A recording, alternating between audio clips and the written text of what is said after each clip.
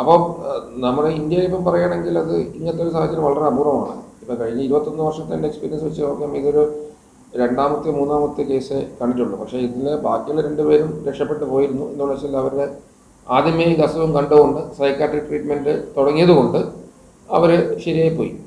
ഇത് psychiatric treatment എടുക്കാതെ ആയതുകൊണ്ട് അവരുടെ മാതാപിതാക്കന്മാർക്ക് ഇതിനെക്കുറിച്ച് ധാരണയില്ലാത്തത് കൊണ്ട് സൈക്കാട്രിസ്റ്റ് അടുത്ത് കൊണ്ടുപോകാത്തത് കൊണ്ടുള്ള പ്രശ്നം കൊണ്ട് അവർ അവസാനത്തെ സ്റ്റേജിലാണ് നമ്മൾ കയ്യിലെത്തിപ്പെടുന്നത്. അപ്പോൾ എൻ്റെ കയ്യിൽ ഈ പേഷ്യൻ്റ് വരുമ്പോഴേ പേഷ്യൻറ്റിൻ്റെ BP systolic BP 70, oxygen saturation 70, പിന്നെ ഷുഗർ ആണെങ്കിൽ വളരെ കുറവ് 45, സോഡിയം ആണെങ്കിൽ അതും കുറവ് 120 ചില്ലറ, പിന്നെ അങ്ങനെ എല്ലാം പൊട്ടാസ്യം എല്ലാം കുറഞ്ഞ രീതിയിലാണ് വന്നത്. വർത്തമാനം പറയാൻ പോലും പറ്റാത്തൊരവസ്ഥയിൽ. അപ്പോൾ ആദ്യം നമ്മളിത് കാണുമ്പോൾ വേറെ എന്തെങ്കിലും അസുഖം ഉണ്ടെന്ന് നോക്കണമല്ലോ, എന്നിട്ടാണ് നമ്മൾ സൈക്കാട്രിക് പ്രോബ്ലം നമ്മൾ ലേബിൾ ചെയ്യുക. അപ്പോൾ എല്ലാ കോസസും നോക്കി പിന്നെ ഈ മാതാപിതാക്കന്മാരോട് ഹിസ്റ്ററി എടുത്തപ്പോഴാണ് അവർ പറഞ്ഞത് ആരോ ഇവൾ പഠിക്കുന്ന കാലത്ത് തടിച്ചിട്ടുണ്ട് എന്നെല്ലാം പറഞ്ഞതുകൊണ്ട് ഇവർക്ക് ഫീൽ ചെയ്തുകൊണ്ട് ഇങ്ങനെ യൂട്യൂബ് നോക്കി ഡയറ്റ് തുടങ്ങി എന്നുള്ളത്. പക്ഷേ യൂട്യൂബ് നോക്കി ഡയറ്റ് കൺട്രോൾ തുടങ്ങിക്കഴിഞ്ഞാലും ഇങ്ങനെ ഒരു വെയിറ്റ് കുറഞ്ഞിട്ടൊന്നും ആരും പറയും. ഇവിടെ വെയിറ്റ് ഏതാണ്ടൊക്കെ ഒരു 20-24 കിലോ ഉണ്ടായിരുന്നുള്ളൂ കാണുമ്പോൾ. നമ്മൾ തൂക്കി നോക്കിയിട്ടില്ല, ബിക്കോസ് വരുമ്പോൾ ഇത് ബെഡ് റിഡൻ ആയിരുന്നു. അപ്പം ബൈപ്പാ വെന്റിലേഷൻ ആയതുകൊണ്ട് നമുക്ക് തൂക്കി നോക്കാനുള്ള പക്ഷേ കാഴ്ചയിൽ അത്രയേ ഉണ്ടായിരുന്നുള്ളൂ. അപ്പം അത് ഇവർ വിചാരിച്ച് യൂട്യൂബ് എഫക്റ്റ് ആണെന്ന്. പക്ഷേ യൂട്യൂബ് എഫക്റ്റ് ഒരു പാർട്ട് മാത്രമേ ഉള്ളൂ. ഇതിൻ്റെ പിന്നിൽ ഒളിഞ്ഞു കിടക്കുന്ന ഈ സൈക്കാട്രിക് പ്രോബ്ലം എന്ന് പറയുന്ന അനോറക്സിയ നെർവോസ ഇതിനെക്കുറിച്ചിട്ട് ആരും ചിന്തിച്ചില്ല. അതുമാത്രമല്ല, ഒരു 3-4 മാസം മുമ്പേ ഈ കുട്ടിയെ വേറൊരു ഭക്ഷണം കഴിക്കുന്നില്ലെന്ന് പറഞ്ഞ് തൊണ്ടയ്ക്ക് വലിയ മിസ്റ്റേക്ക് ഉണ്ടെന്ന് പറഞ്ഞ് ENT ഡോക്ടറെ കൊണ്ടുപോയപ്പോൾ അദ്ദേഹം അവരോട് പറഞ്ഞിരുന്നു ഇത് സൈക്കാട്രിക് കൗൺസിലിംഗ് നടത്തണം, ഇല്ലെങ്കിൽ ഇത് പ്രശ്നത്തിലേക്ക് പോകുന്നുള്ളൂ. പിന്നെ ഒരു 18 വയസ്സായുള്ള ഒരു പെൺകുട്ടിയെ സൈക്കാട്രിസ്റ്റ് കൊണ്ടുപോകുക നമ്മുടെ നാട്ടിൽ അതൊരു ടാബുമാണ്. നമ്മുടെ സൊസൈറ്റിയിൽ അംഗീകരിച്ച് ആരെങ്കിലും കണ്ടു കഴിഞ്ഞാൽ കുട്ടി മെൻ്റലാണെന്ന് പറയുമ്പോൾ പിന്നെ അത് പ്രശ്നമുള്ളത് കൊണ്ടായിരിക്കാം മാതാപിതാക്കന്മാരെ ഈ സൈക്കാട്രിസ്റ്റിൻ്റെ അടുത്ത് കുട്ടിയെ കൊണ്ടുപോകാതിരുന്നത്.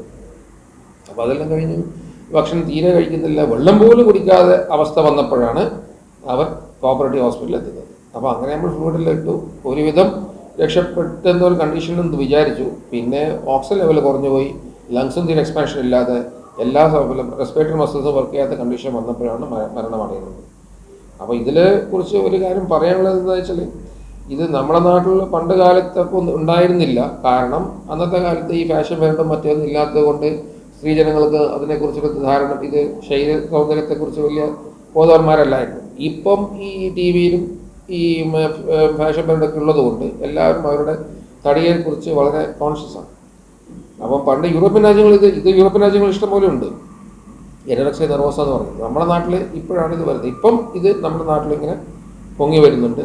അപ്പോൾ അതുകൊണ്ട് ഈ സാധാരണ ഇത് കാണുന്നത് സ്ത്രീജനങ്ങൾക്കാണ്. 15 മുതൽ 25 വയസ്സ് വരെയുള്ള സ്ത്രീജനങ്ങൾക്കാണ് ഇത് കാണാറുള്ളത്. അപ്പോൾ അതുകൊണ്ട് മാതാപിതാക്കന്മാരെ ഒരു കുട്ടി ഭക്ഷണം കഴിക്കുന്നില്ല എന്നുള്ള ഒരു ഇത് വരുമ്പം ഒരു ബേസിക്കായിട്ട് ഒരു ചെറിയൊരു വിധത്തിൽ കൗൺസിലിംഗ് സൈക്കാട്രിസ്റ്റിനടുത്ത് കൊണ്ടുപോകുന്നില്ല എങ്കിലും ഒരു സൈക്കോളജിസ്റ്റിനടുത്തെങ്കിലും ഒരു കൺസൾട്ടേഷൻ ചെയ്യുന്നത് എപ്പോഴും നന്നായിരിക്കും. പിന്നെ അത് മാത്രമല്ല, അങ്ങനെ ഉണ്ടെങ്കിൽ അത് ആദ്യമേ കറക്റ്റ് ചെയ്ത് കഴിഞ്ഞാൽ 100% ചികിത്സ ഉള്ള സംഭവമാണ്.